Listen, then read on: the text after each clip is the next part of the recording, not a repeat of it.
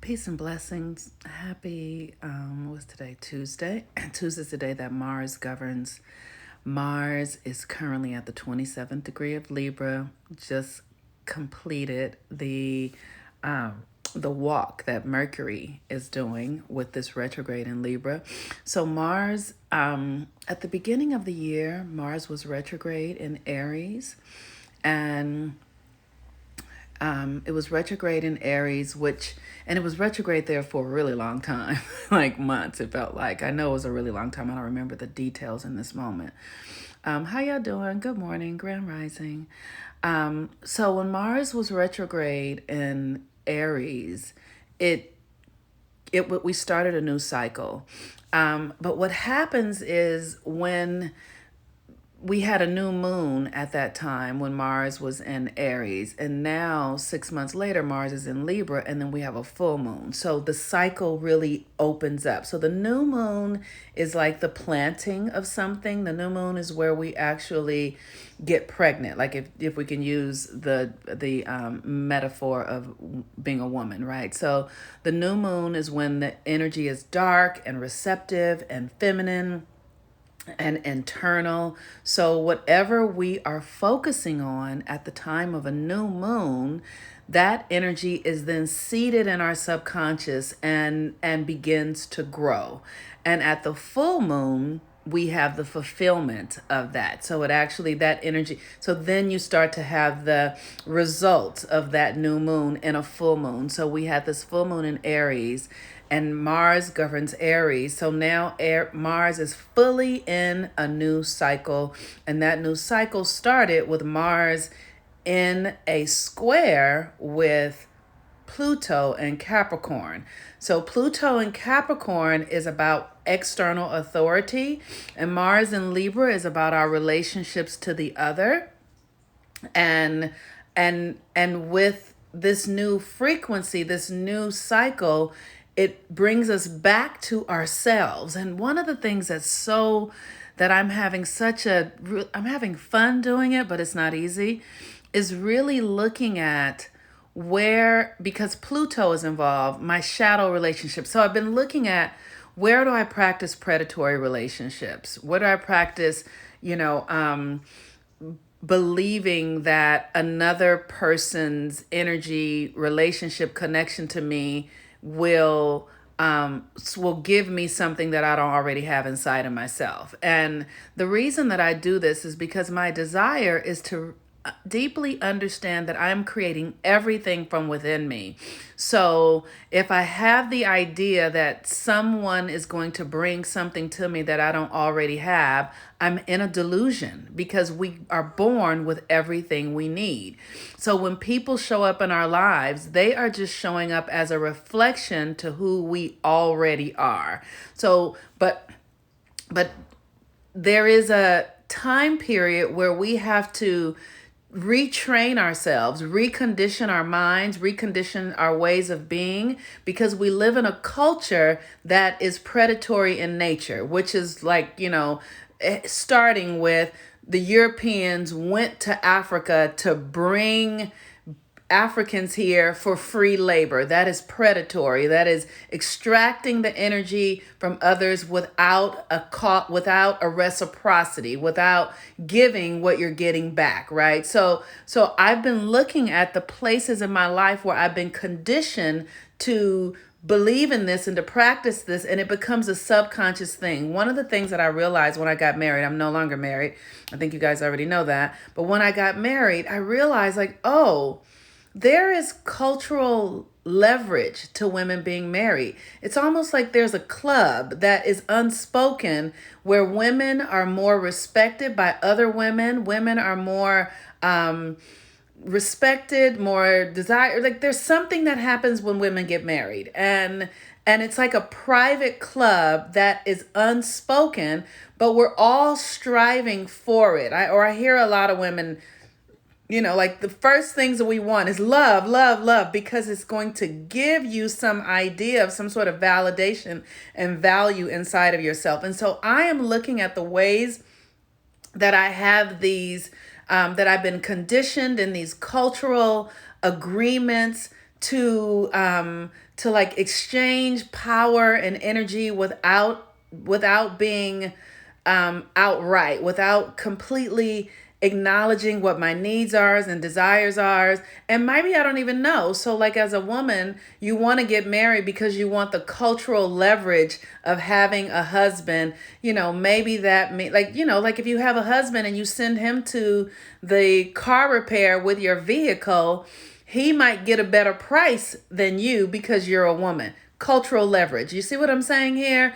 It's like men have access to things that women don't have access to. So it can benefit us to have access to a man's resource, power, energy. And that stuff is often unspoken, undefined. And it's a way that we can give our power away to the external reality without first and foremost understanding what we're participating in, and then it can show up as manipulation and being cunning, and because it's an unspoken thing, right? It also happens in friendships and relationships. Maybe you have a friend who has access to something. Maybe you have a friend who has access to, say you have a friend who has access to tickets to Lakers or whatever, right? And it benefits you to be friends with them because you will then get access to what they have access to. But it sometimes it can be covert. Sometimes it's not clearly spoken. Sometimes the agreements are not totally fleshed out, or the understandings, and we can become manipulative and cunning in how we relate to people, how we relate to the external world, and it becomes a shadow thing, right? It starts to function in the shadow. And so with Mars today, and the moon is in Cancer. Cancer is our early childhood programming, and Scorpio. The sun is running this, and Scorpio brings up the shadow and how we share power. This is what this is about. How do you share power? Are you intentional in it? Are you clear about it? Are you in your truth about it? Are you outspoken about what you offer and then what you have an expectation for in return? Because it always has to be reciprocity. And that's why, for instance, here, on Fridays, I will say, okay, let's do a reciprocity thing, because I understand that what I'm giving is really valuable. I understand that what I put out has a high value. And so on Fridays I ask, okay, let's do an exchange where you give to me something that is of value to you. And that is really important that we do that in our relationships. Otherwise, they can become underhanded, manipulative, cunning, shadow-based, and codependent, because we're not really being responsible for how we're showing up, what our desires are, what we're receiving, and then things become expected without there being communication about it. Am I making sense? If I'm making sense, say so, please. Okay, great. So Mars is how we relate to the external reality. Mars is our masculine energy. And like I said, we all have masculine and we all have feminine.